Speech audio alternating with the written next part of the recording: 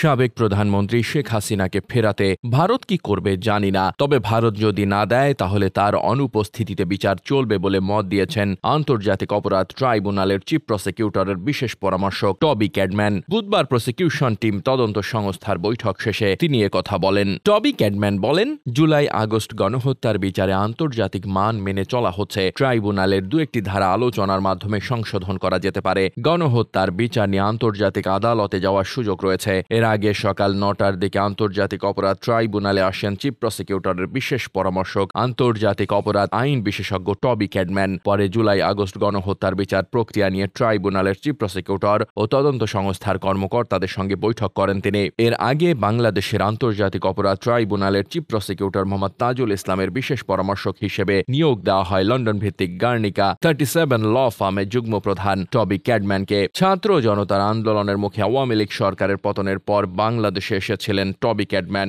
গত 2 সেপ্টেম্বর প্রধান উপদেষ্টা ড. মোহাম্মদ ইউনূসের সঙ্গে সাক্ষাৎ করেছিলেন তিনি। প্রধান উপদেষ্টার বাসভবন যমুনায় ওই সাক্ষাৎ হয়েছিল। Desk report, বার্তাবাজার।